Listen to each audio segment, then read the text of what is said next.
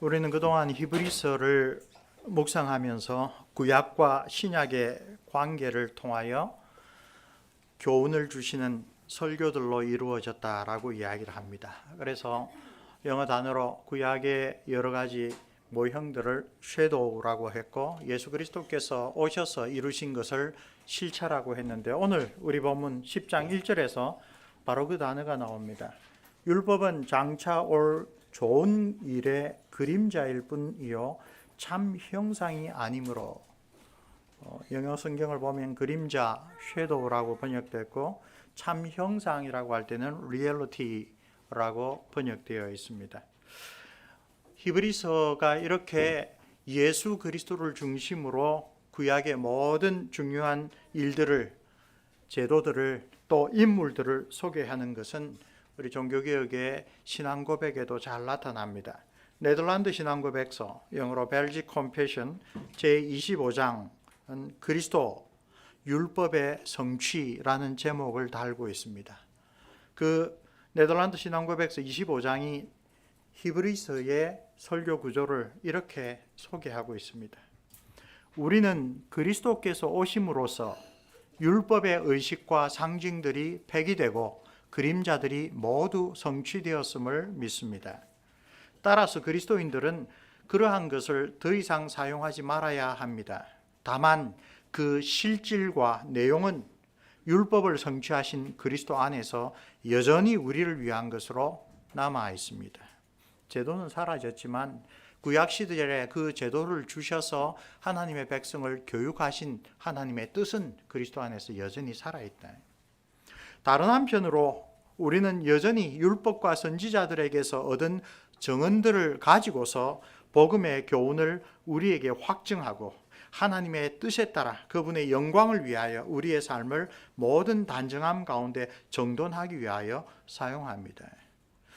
그렇다면 구약은 그림자로서 실체이신 예수님이 오셔서 이제 다 쓸모가 없게 되었느냐?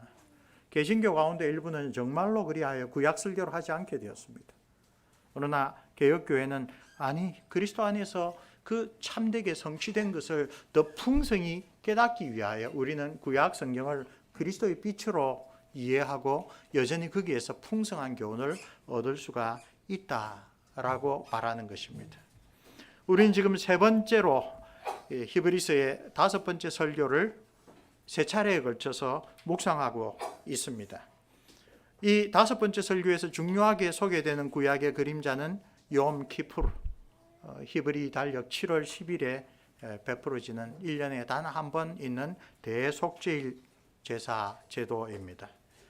그때 대제사장이 어떤 사역을 하는가 히브리서 9장에서 잘 이야기를 하고 있습니다. 그것은 모두 레위기서 16장의 규정들을 그리스도의 빛 가운데 새롭게 조명하는 내용입니다.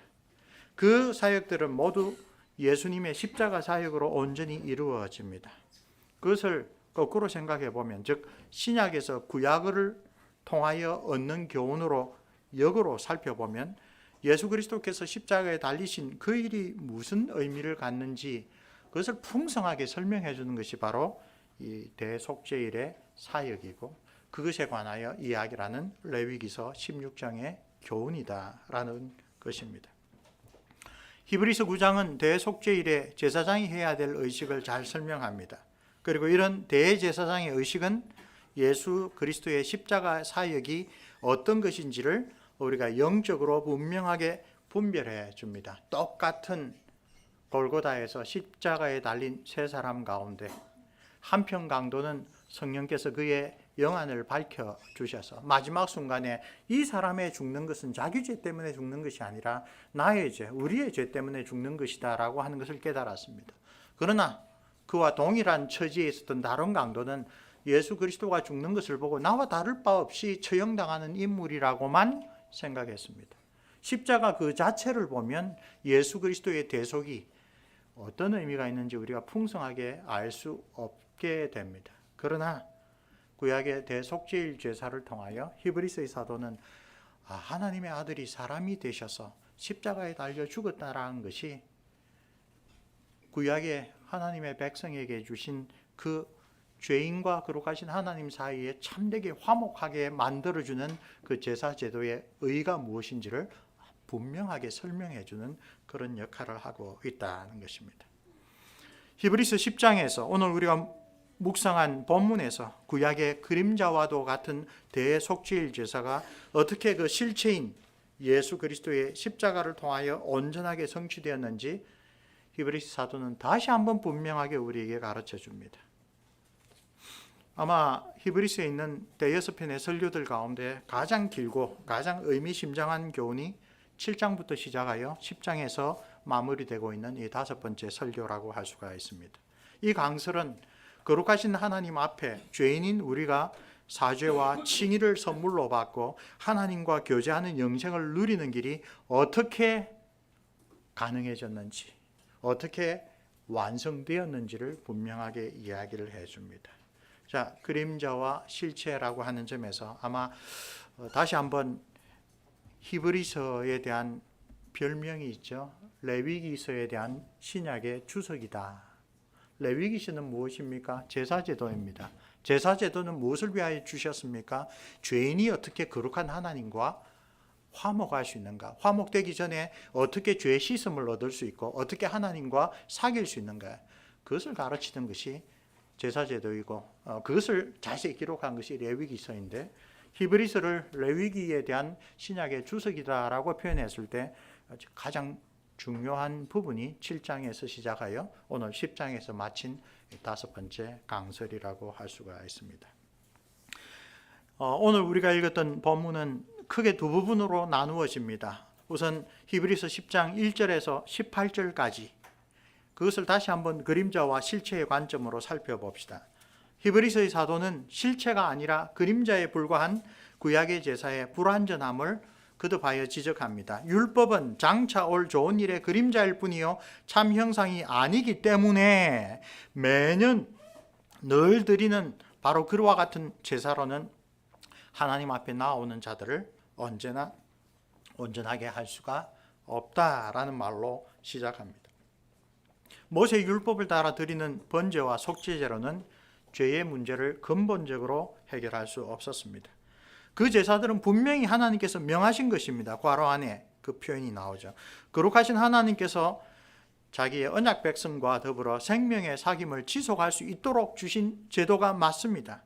그러나 히브리서의 사도가 지적하듯이 황소와 염소의 피가 사람의 죄의 문제를 근본적으로 해결할 수가 없습니다. 그것은 하나님께서 이 세상을 지으실 때에 만드신 그 법칙 가운데 하나입니다. 연대성이라고 하죠. 솔로데러티입니다. 사람의 죄는 짐승이 감당할 수가 없고 천사도 대신할 수가 없는 것입니다. 성자 하나님께서 왜 사람이 되셨는가? 그건 하나님의 법에 따라 사람의 죄는 다른 사람이 갚아줄 수밖에 없습니다. 그리고 그 대신 갚아주는 사람도 그 자신이 죄가 있다면 온전하게 다른 사람의 죄를 대속할 수가 없습니다. 그것이 성육신의 비밀입니다. 우리의 죄를 온전히 갚아주시기 위하여 죄 없으신 분이 이 세상에 오셔야 됐습니다. 우리와 연대성을 가지고 우리의 책임을 대신 갚아줄 수 있도록 우리와 똑같은 사람이 되셔야 했습니다. 그러나 죄는 없으신 분이어야 했습니다. 자, 구약의 제사제도는 이처럼 실체가 아니라 불완전한 그림자였기 때문에 대속죄일은 매년 거듭하여 드려져야 했고 대제사장의 사역도 역시 거듭 반복되어야 했습니다. 11절 말씀으로 넘어가 보겠습니다. 제사장마다 매일 서서 섬기며 자주 같은 제사를 드리되 이 제사는 언제나 죄를 없게 하지 못하거니와. 심지어 구약의 성도들 역시 제사제도 자체가 거룩하신 하나님 앞에서 우리 인간의 죄악을 온전히 해결할 수 있는 방편이 아니다라는 사실을 알고 있었습니다. 그것을 입증하기 위하여 히브리서 사도는 5절, 6절, 7절에 다윗 왕의 시편 40편을 인용하고 있습니다. 시편 40편에서 다윗 왕은 마치 비전을 받은 사람처럼 메시아이신 그리스도를 자기가 예표한다는 그런 관점에서 이렇게 선포합니다. 하나님이 제사와 예물을 원하지 아니하시고 오직 나를 위하여 한 몸을 예비하셨도다. 번제와 속죄제를 기뻐하지 아니하신다. 놀라운 고백입니다. 특별히 그가 살았던 구약 시절에 죄인이 하나님의 사죄를 은혜를 받고 제사장과 함께 이 화목제의 제물을 먹는 것으로 상징되는 하나님과의 친밀한 교제를 누리는 것은 제사밖에 없었습니다. 그러나 다윗 왕은 하나님께서 번제와 속죄제를 기뻐하지 않으신다라고 아주 담대하게 선언합니다. 우리는 이런 고백이 한 번만이 아니라는 것을 잘 알고 있습니다. 유명한 시편 51편, 대표적인 참회의 시편이죠. 바세바를 또 우리아를 7계명과 6계명을 어겨가면서 하나님 앞에 크게 범죄하고 난 다음에 거의 아이가 태어나서 죽을 때까지 1년이 다 된 그 시점에서 나단 선지자의 공개적인 책망을 받고 회개하여 쓴 이 시편에서 제사제도의 참된 의의를 이렇게 고백합니다. 주께서는 제사를 기뻐하지 아니하시나니 그렇지 아니하면 내가 드렸을 것이다. 1년 내내 불륜의 관계에 있고 자녀가 태어나고 그 자녀가 하나님의 지심으로 이 소천할 때까지 다윗은 예배를 안 드렸을까요? 성전에 1년 동안 안 갔을까요? 무수하게 제사 드리고 무수하게 예배를 드렸을 겁니다. 죄를 감추고 하나님께서 그것을 모르신다고 착각하면서. 그러나 그런 제사를 하나님께서 안 받으셨다는 겁니다. 주는 번제를 기뻐하지 아니하시나이다. 하나님께서 구하시는 제사는 상한 심령이라. 하나님이여 상하고 통회하는 마음을 주께서 멸시하지 아니하시리이다. 제사 제도를 정통하여 하나님께서 그 백성에게 정말로 가르쳐 주신 것은 하나님 앞에 우리는 죄인입니다. 하나님 저를 긍휼하게 여겨 주옵소서. 그런 엎드린 마음, 겸비한 마음, 상한 마음이다. 제사 제도 자체가 자동적으로 죄를 사하여 주지 않는다라는 것을 이처럼 시편 40편에서 시편 51편에서 거듭 가르쳐 주고 있습니다.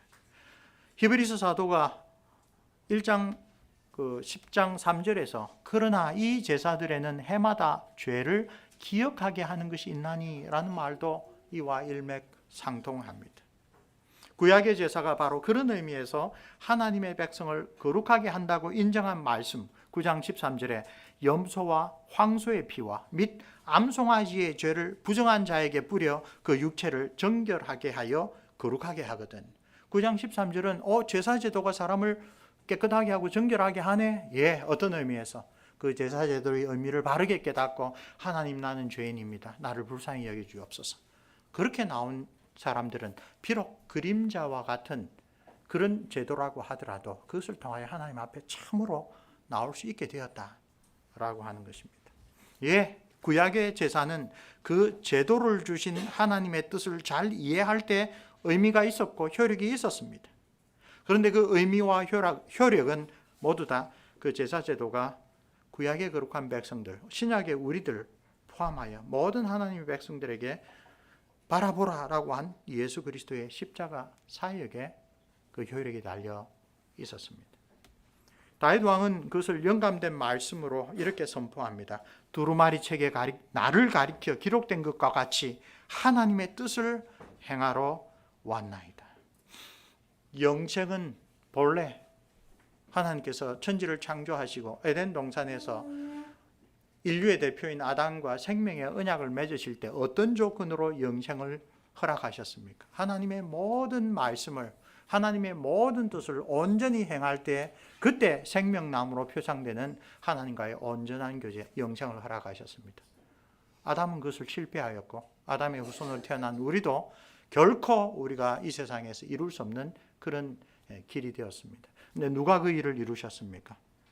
하나님의 뜻을 행하러 오신 바로 그 메시아 예수께서 온전히 그것을 이루셨고 그 이루신 그 완전한 순종에 대한 하나님의 언약의 약속대로 영생을 얻으시되 예수님 자신이 아니라 믿음으로 예수님과 연합한 자들을 위하여 구약의 백성이든 예수님 당대의 제자들이든 오늘 우리 그리스도인이든 성령으로 말미암아 예수 그리스도와 연합된 자들에게 그것을 거저 주시는 하나님의 은혜로 나누어 주셔서 영생이 가능하게 된 것입니다.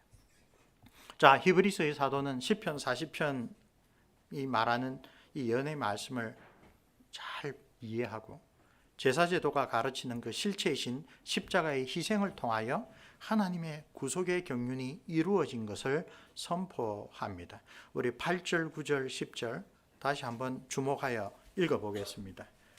위에 말씀하시기를 주께서는 제사와 예물과 번제와 속죄제는 원하지도 아니하고 기뻐하지도 아니하신다 하셨고 이는 다 율법을 따라 드리는 것이라. 그 위에 말씀하시기를 보시옵소서 내가 하나님의 뜻을 행하러 왔나이다 하셨으니 그 첫째 것을 폐하시면 둘째 것을 세우려 하심이라.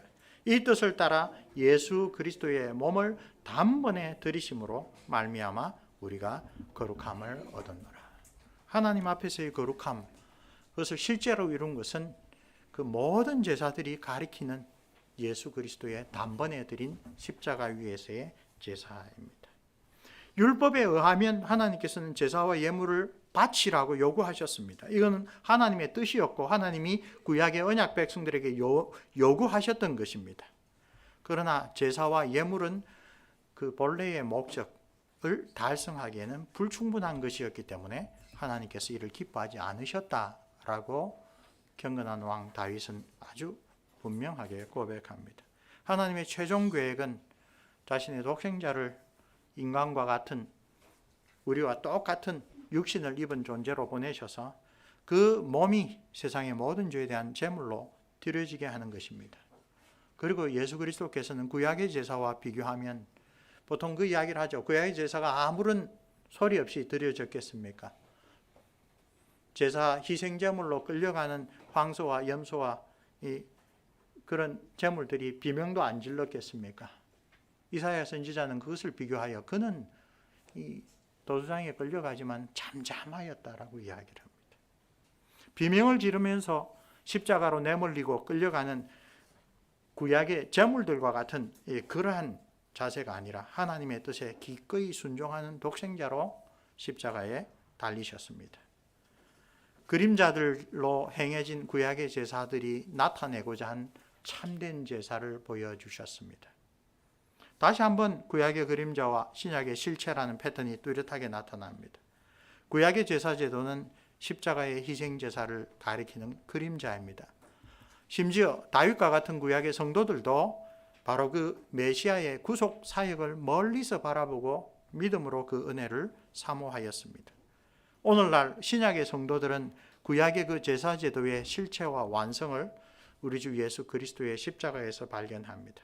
그리고 그 예수 그리스도의 제사는 비교할 수 없을 정도로 탁월하며 완전합니다. 히브리서 사도는 다시 한번 다윗 왕의 유명한 시편 110편을 인용하면서 그 차이를 비교하여 보여줍니다. 11절과 12절 말씀입니다. 두 가지 아주 대조되는 것이 있습니다. 구약의 대제사장은 매일 서서 섬깁니다. 그리고 자주 반복하여 드린다. 근데 12장 12절은 오직 그리스도는 죄를 위하여 한 번에 영원한 제사를 드리고 지금 서 계시지 않고 하나님 우편에 앉으셨다. 아주 의미심장한 대조입니다. 구약의 대제사장은 같은 제사를 자주 드립니다. 대속죄일 제사는 매년 반복됩니다. 그의 사역은 결코 완결되지 않습니다. 그가 죽을 때까지 평생도록, 또 그가 소천한 다음에는 다음 제사장이 또 그의 평생도록 제사를 드리되 서서 드립니다. 서서라고 하는 이 표현을 강조하는 것은 이것이 완결되지 않았다라는 의미를 표현합니다. 반면에 그리스도께서는 단번에 once for all, 그 제사는 반복되지 않는 것입니다. 십자가에서 자기의 생명으로 드린 그 제사가 구약의 모든 제사를 완성하시고 그 제사를 더 이상 반복할 필요가 없다라는 그 단어가 단번에라는 이야기입니다. 또한 구약의 대제사장들과는 달리 이제 그리스도께서는 그 완성된 제사를 기반으로 하나님 우편에 좌정하여 계십니다. 앉으셨다라는 것은 그 제사가 완성되었다, 끝났다라는 것을 강조하는 것입니다. 예수님은 십자가 위에서 다 이루었다라고 말씀하셨습니다. 예수 그리스도의 그 대속죄일의 참된 사역이 완성되었다라고 하는 뜻입니다. 주님께서 이 세상에 오셔서 행하실 가장 중요한 임무가 완료되었습니다. 우리의 모든 죄에 대한 값이 단번에 치러지셨습니다. 히브리서 사도는 사실 첫 번째 장에서 예수님을 소개하는 서문에서 이런 이야기를 했죠. 죄를 정결하게 하는 일을 하시고 높은 곳에 계신 위엄의 우편에 앉으셨느니라. 오늘 본문에서도 두 번째 인용한 시편 110편도 무엇입니까? 멜기세덱 이야기가 나왔고 다윗이 하늘을 바라볼 때 다윗의 주님에게 하나님께서 내가 너의 모든 원수들을 너의 발등상으로 삼기까지 완전히 굴복시킬 때까지 너는 내 우편에 앉았으라. 바로 그 고백이 나오는 것이 시편 110편입니다. 여기서 그 일을 합니다. 예수 그리스도께서 하나님의 뜻을 온전히 이루시고 지금 하나님께서 그의 나라를 완성하실 그때까지 하나님 우편에 앉아 계십니다. 하늘에 계신 우리의 유일하고 참된 대제사장 예수 그리스도께서 어떤 자세를 취하고 있는가를 히브리 사도는 아주 중요하게 묘사합니다. 성천하신 주 예수 그리스도께서는 서 계시지 않고 앉아 계시는데 그것은 그분이 담당했던 구속의 제사가 완성되었다라고 하는 뜻입니다. 이제 예수 그리스도께서는 우리를 위하여 자기의 몸을 제물로 드리는 그 일이 완성되었기 때문에 하나님 우편에서 우리를 위하여 자기의 십자가 공로를 근거하여 하나님 앞에 중재해 주시는 그런 사역을 하고 계십니다. 우리가 사도신경을 오늘도 고백했습니다. 하나님 우편에 앉아 계신다라고 예수님에 대하여 고백했습니다. 그냥 단순한 이야기가 아니라 히브리서의 사도가 이야기하기를 그것은 우리를 위한 하나님의 그 사죄의 일을 예수님께서 온전히 성취하셨다라고 하는 것을 우리의 마음속으로 다시 한번 기억해야 될 고백이다라고 하는 것을 알 수가 있습니다. 자, 이로써 즉 히브리서 7장 10절부터 시작하여 방금 우리가 살펴봤던 10장 18절까지 히브리서 사도가 그동안에 논의해온 중요한 신학적인 논제가 결론에 도달했습니다. 그런 다음 19절부터 그러므로라고 하는 인과 접속사를 통하여 7장, 8장, 9장 그리고 10장, 18절까지 논의한 내용을 근거로 우리에게 주시는 교훈을 이야기를 하기 시작합니다. 특별히 19절에서 21절 먼저 한번 보겠습니다. 이 내용은 가만히 살펴보면 7장, 8장, 9장, 10장의 내용을 요약하고 있습니다. 이때까지 논의한 것을 통하여 히브리 사도가 주장하려고 했던 핵심이 뭐냐? 그러므로 형제들아 우리가 예수의 피를 힘입어 성소에 들어갈 담력을 얻었으니 그 길은 우리를 위하여 휘장 가운데로 열어놓으신 새로운 살 길이요 휘장은 그의 육체니라. 또 하나님의 집을 다스리는 큰 대제사장이 계신다. 이 이야기를 하려고 7장부터 구약의 제사제도, 특별히 대속죄일의 제도, 그리고 대제사장의 사역에 대하여 그토록 상세하게 설명해 왔던 것입니다. 우리의 죄와 허물로 가로막혔던 영생의 길, 곧 거룩하신 삼위 하나님과의 생명의 교제가 이제 참되고 유일하신 대제사장이신 주 예수 그리스도의 십자가 제사를 통하여 활짝 열렸다라고 아직도 예루살렘에서 유월절 제사를 드리고 있던 그 시절에 주를 믿던 제자들에게 분명하게 선포하는 것입니다. 그 십자가의 제사는 구약의 모든 제사들이 가리키고 있던 참된 실제이며 그 제사를 드리신 예수 그리스도께서는 지금 살아계셔서 하나님 우편에서 우리를 중보하고 계신다. 이것이 구약의 제사제도와 예수 그리스도의 십자가의 희생을 비교하면서 히브리서의 사도가 7장부터 논의한 긴 강설의 요약적인 결론입니다. 우리는 구약의 대속죄일의 제사에 대한 설명을 통해서 거룩하신 하나님 앞에 나아가는 것이 얼마나 엄숙하고 특별하며 어떻게 보면 예외적인 축복인지를 배웠습니다. 구약 시절에는 아무나 하나님의 존전인 지성소에 나아갈 수 없었습니다. 1년에 단 한 차례 대제사장만, 그것도 자기의 죄에 대한 죄 씻음을 하고 난 다음에 언약의 피를 들고 나갈 수밖에 없었습니다. 그런데 이제 그리스도의 십자가 공로로 하나님의 자녀들은 용기를 가지고 그 새로운 살 길, 곧 그리스도의 공로를 힘입어 하나님 앞에 나아갈 특권을 누리게 되었다라고 하는 것입니다. 우리 지난번에도 묵상했지만 오늘 우리는 너무나 이것을 당연하게 받아들이는 그런 시대를 살아가고 있습니다. 그러나 첫째로 히브리서가 쓰여질 때 이것은 그리스도인들에게 엄청난 충격을 가져다 주는 일입니다. 이제 더 이상은 예루살렘 성전에 갈 필요가 없을 뿐만 아니라 가서도 안 된다. 우리의 참 대제사장은 하나님 우편에 앉아 계신다. 우리가 예수 그리스도를 믿고 의지할 때 유대인들은 아직도 두렵고 떨림으로 감히 나아가지 못하는 하나님의 존재에 우리는 언제든지 나아갈 수 있다. 이렇게 신학적인 논의를 다시 한번 결론으로 요약한 다음에 그 다음에 히브리서 사도는 그래서 우리가 어떻게 살아야 되는가를 가르쳐주고 있습니다. 아주 네 번에 걸쳐서 우리 이렇게 합시다. 영어로 let us, 우리 함께 이렇게 합시다 라고 하는 청유형을 따라 사도는 모든 그리스도인들과 더불어 우리 이런 놀라운 특권이 하나님의 존재에 언제든지 나아갈 수 있는 이런 길이 열렸던 이런 하나님의 은혜 속에서 우리 이렇게 삽시다고 이야기를 합니다. 우리가 마음에 뿌림을 받아 악한 양심으로부터 벗어나고 몸은 맑은 물로 씻음을 받았으니 첫 번째, 참 마음과 온전한 믿음으로 하나님 앞에 나아가자. 하나님 앞에 나아가자. 그냥 나아가는 게 아니라 참 마음과 온전한 믿음으로. 그 앞에 세례를 기억하게 하는 그런 표현도 함께 붙어 있습니다.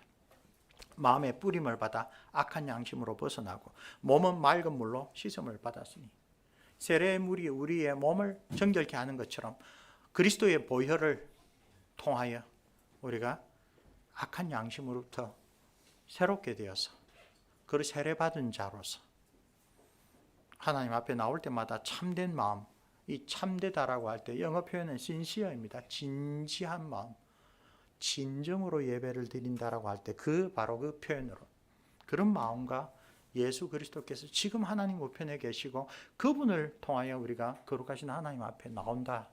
그런 분명한 믿음을 가지고 하나님 앞에 나아갑시다 라고 하는 것이 첫 번째 권면입니다.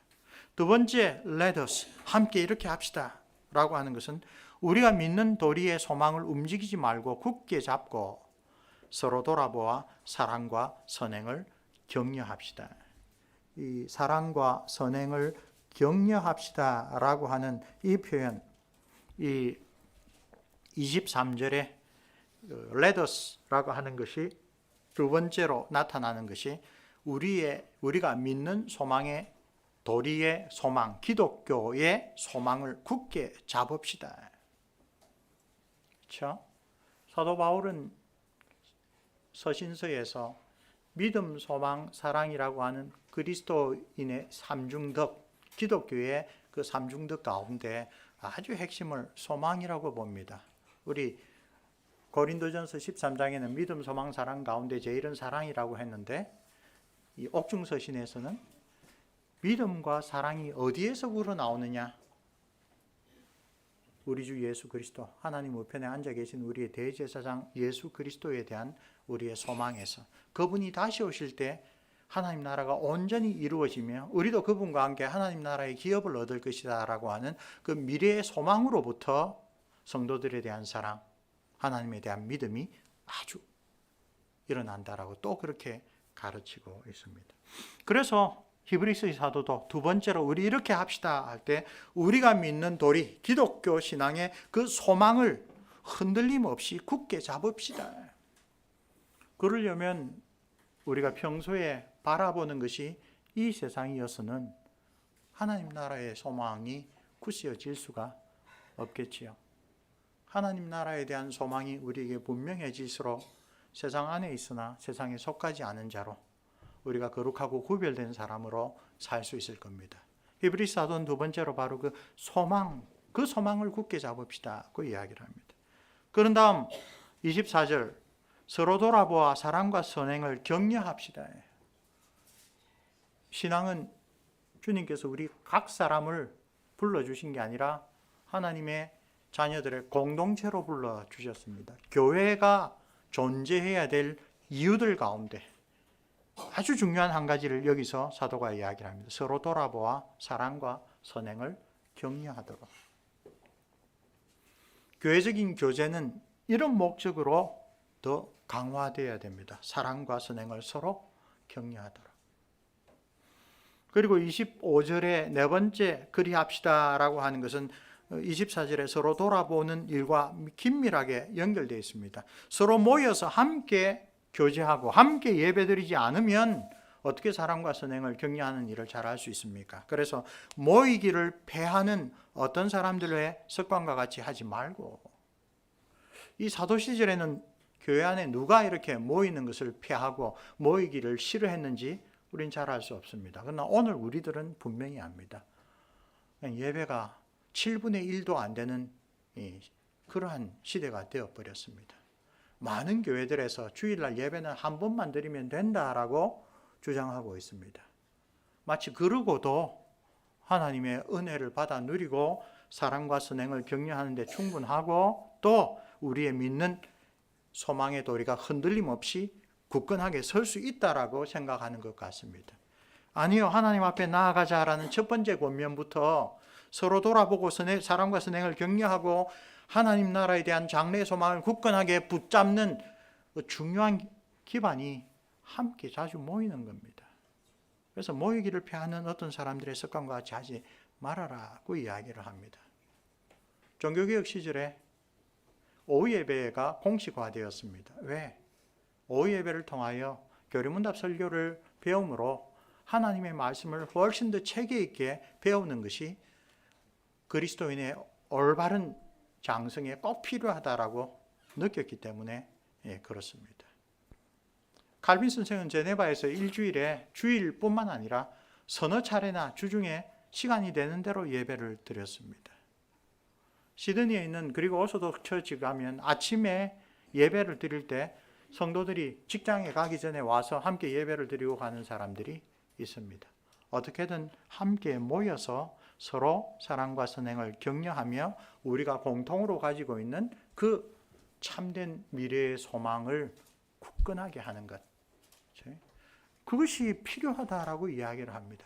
구약 시절에는 하나님 앞에 나아가는 것이 그렇게 예외적이고 그렇게 어려운 일이었는데 지금은 우리가 주의 이름으로 모일 때 우리 주님께서 약속하신 대로 두세 사람이 내 이름으로 모이는 곳에 나도 그들 가운데 있다라고 하는 이런 놀라운 축복의 약속을 해주셨는데도 오늘 점점 모이지 않고 주일날 예배 한 번 드리고 충분하다라고 생각하는 것이 바로 이 사도의 이런 교훈이 그 당시보다도 오늘 우리에게 훨씬 더 소중한 교훈이다라는 것을 깨우치게 됩니다.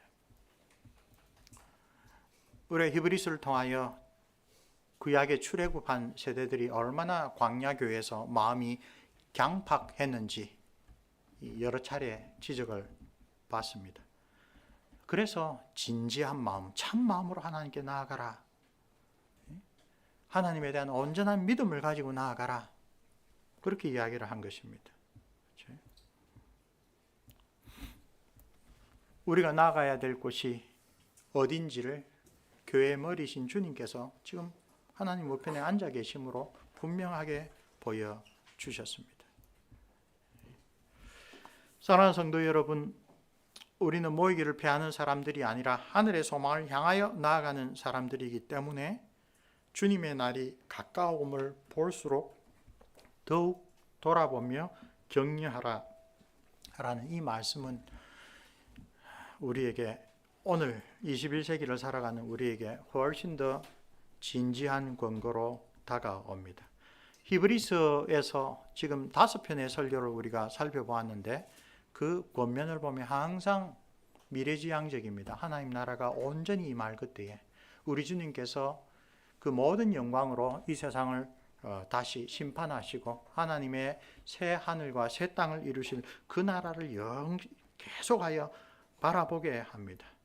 우리 1장 14절에부터 우리는 구원을 상속받을 자로서 큰 구원을 통하여 죄에 대한 보응을 피하게 된 사람들이라. 하나님께서 다시 오실 때 우리는 그리스도 안에서 하나님의 심판으로부터 넉넉히 구원받을 자라고 이야기를 합니다. 예수님께서는 주와 우리 믿음의 도리를 개척하시는 분, 그죠? 그리고 우리 믿는 도리의 사도라는 표현으로 이야기했죠. 또 대제사장으로 소개를 했습니다. 우리 구원의 개척자가 되신 예수님께서 우리보다 앞서 하나님 나라의 길을 개척하셨습니다. 히브리서 유명한 그 표현, 그가 아들이시라도 그 받으신 고난을 통하여 순종을 배워 온전하게 되셨은즉, 그래서 하나님과 사람 사이에 죄로 말미암아 막혔던 생명의 길을 열어두셨습니다. 그리고 그를 따르는 모든 사람들은 그 예수 그리스도에게 순종하는 자, 예수 그리스도를 본받는 자가 되어야 된다고 이야기를 하였습니다. 출애굽 세대와 달리 히브리서의 사도는 우리에게 계속 타락하지 말고 완악해지지 말고 끝까지, 그때는 가나안으로 표현되었던 참된 안식의 나라, 하나님 나라를 향하여 계속 나아가도록 권면하였습니다. 그리고 마침내 오늘 5번째 설교에서도 마찬가지죠. 우리의 믿는 도리를 굳게 붙잡고 우리에게 주신 미래의 소망을 늘 바라보면서 우리 함께 그렇게 하나님의 거룩한 공동체로 살아갈 수 있도록 부지런히 함께 모여 서로 사랑과 선행을 격려하라 라고 되어 있습니다. 여러분, 우리 자신을 돌아봅시다. 우리가 그리스도인입니까? 예, 어떤 점에서 그리스도인입니까? 그 다음에 그와 아주 밀접하게 나는 그리스도인으로서 우리의 주님이신 예수 그리스도께서 가르쳐 주시고 모범으로 손수 보여주신 그 길을 지금 따르고 있습니까? 제가 대학 다닐 때 들은 이야기인데 지금도 그런지 모르겠습니다. 독일에는 인구조사에서 그리스도인이라고 하는 그 평가가 어디에서 난 줄 아십니까? 국가에 내는 세금에 교회를 위한 세금도 낸다고 체크하면 평생 교회를 안 가도 인구 통계에서는 그리스도인으로 잡힙니다. 그리스도인이란 말은 오늘 대단히 다양하게 쓰여지고 있습니다. 그러나 성경은 일관되게 이야기를 합니다. 당신이 그리스도인입니까? 라고 물을 때 주님과 어떤 관계를 가지고 있습니까? 한 걸음 더 나아가 주님께서 우리에게 교훈하시고 권면하신 것을 우리가 얼마나 진지하게 받아들이고 실천하고 있습니까? 스스로 속이지 말라. 하나님은 만홀히 여김을 받지 아니하시니, 지금 번역은 업신여김을 당하지 아니하시니 사람이 무엇이든지 심은 대로 거두리라. 우리가 그리스도인인가 여부는 이러한 믿음을 가지고 이러한 소망을 가지고 그런 믿음과 소망을 붙잡고 살아가기 위하여 교회로 모이게 하신 주님의 그 교훈과 가르침을 얼마나 진지하게 받아들이고 실천하고 있는가, 그게 달려 있습니다. 그래서 실제로 종교개혁자들을 공부해 보면요, 우리가 어린 시절에 한국의 장로교에서 배운 것과는 상당히 다른 이야기를 많이 합니다. 성령께서 나를 말씀으로 인도하셔서 그리스도를 닮게 하는 실제적인 삶의 열매가 없는데 내가 예수님을 믿었습니다, 오직 믿음으로 나는 구원받았습니다 라고 말하는 것은 거짓말이라고 이야기를 합니다.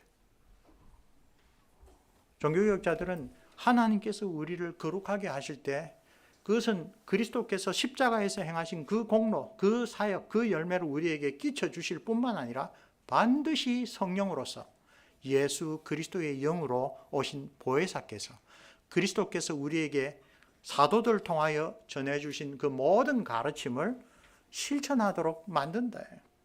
거듭나는 것, 예수 그리스도의 공로를 우리 것으로 전가해 주시는 것, 그와 더불어 그리스도의 영이 우리를 실제로 그리스도를 닮아가는 사람으로 변화시키는 것, 이 세 가지는 항상 같이 있는데 사람들이 삶의 열매 없이 예수님의 십자가 제사로 나는 구원받았다라고 이야기만 할 뿐, 오늘 사도가 그러함으로 우리는 이렇게 삽시다 라고 하는 그 권면을 진지하게 받아들이지 않고 실천하지 않는 사람은 거짓말쟁이라고, 스스로 속이는 자라고 그렇게 이야기를 하고 있습니다. 사랑하는 성도 여러분, 오늘 세 차례에 걸쳐서 우리가 5번째 설교를 들으면서 이 사도가 이런 아주 의미심장한 설교를 통하여 결론적으로 우리에게 제시하는 우리 이렇게 합시다 라는 것을 우리 자신에게 이번 한 주간 열심히 돌아보며 적용해 봅시다. 우리 주 예수 그리스도께서 과거에 이미 완성하신 일에 근거하여 오늘 우리가 그리스도 안에서 경건하게 살려고 노력하면 어떤 일을 당하게 될는지 한번 생각해 봅시다. 현재를 살아가고 있지만 우리의 믿는 도리의 그 소망을 굳게 붙잡는다는 것이 무엇인지, 하나님 나라를 바라보며 미래지향적으로 살아간다는 것이 무엇인지, 그렇게 살려면 지금 나의 생활을 어떻게 구체적으로 변화시켜야 되는지 그 구체적인 깨달음을 달라고 한 주간 간절히 기도해 봅시다. 성령 하나님, 말씀으로 저에게 필요한 변화가 무엇인지, 저에게 있어서 벗어야 될 옛사람의 그 들어온 의복이 무엇인지, 성령으로 새 사람으로 사는 게 무엇인지 구체적으로 가르쳐 주옵소서. 그리고 깨우쳐 주실 때 우리도 그렇게 실천할 수 있도록 은혜 내려 주옵소서. 특별히 예배를 통하여 우리가 하나님의 백성, 그리스도의 몸된 교회, 그리스도와 연합된 지체라고 하는 이야기를 잘 알고 있는데, 그런 교회적 모임의 본질이 무엇인지 24절, 25절에서 말하는 그 마지막 권고들을 과연 우리는 잘 실천하고 있는지를 한번 돌아봅시다. 사랑과 선행을 우리는 얼마나 격려하고 있습니까?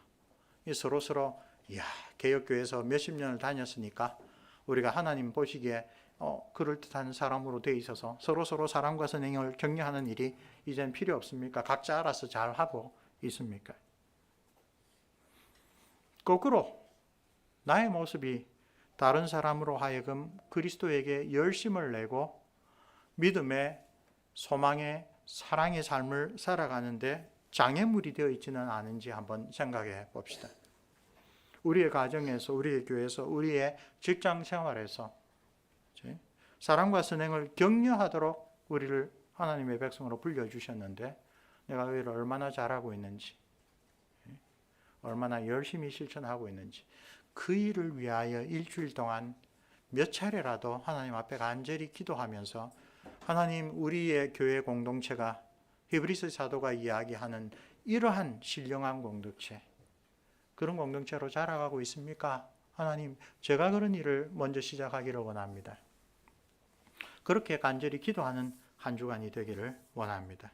히브리서 사도가 함께 합시다 라고 지금 서너 차례에 걸쳐서 격려하는 바로 그런 신령한 그리스도인의 삶을 다시 한번 우리가 이 복된 주일에 결단합시다. 그리고 보혜사 성령 하나님, 간절히 구하오니 우리의 영안을 밝혀주셔서 하나님이 보시는 지금 나의 모습이 어떤지 그 모습을 깨닫고 나의 연약함과 부족함과 누추함이 있으면 하나님 은혜로 나를 고쳐주십시오. 그렇게 간절히 기도하는 그런 복된 한 주간, 12월을 시작하는 첫 주간이 되기를 우리 주님의 이름으로 축원합니다.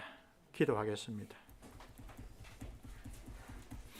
은혜로우신 우리 아버지 하나님, 우리의 마음과 생각의 중심에 늘 우리 주 예수 그리스도의 십자가 사역이 든든하게 자리 잡게 하시고, 바로 그것이 이 지나가 버릴 세상에 살아가는 동안 우리의 장래에 대한 소망을 굳건하게 서게 해 주옵소서. 그리하여 우리가 이 땅에서 사는 동안에 거룩하신 하나님의 성별된 백성으로서 우리의 삶에서 반드시 나타나야 할 신령한 열매들이 나타나게 하옵소서. 그것을 위하여 오늘 주의 사도가 권면한 대로 힘써 주님 앞으로 나아가되 교회 안에서 함께 나아가게 하옵소서.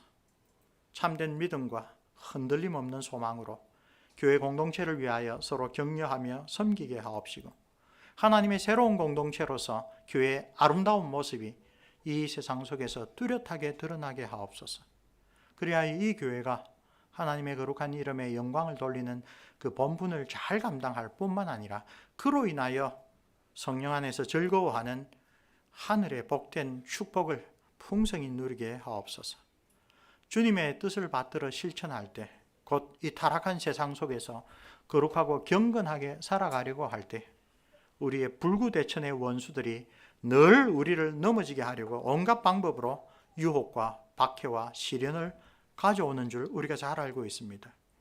내 힘만 의지할 때는 패할 수밖에 없다라는 그 교훈을 항상 우리 마음에 새기며 우리가 홀로 있든지 함께 있든지 하나님의 말씀을 늘 묵상하고 우리의 마음을 하나로 하여서 간절히 하나님 우편에 계신 우리의 대제사장 예수 그리스도께 간구하게 하옵소서.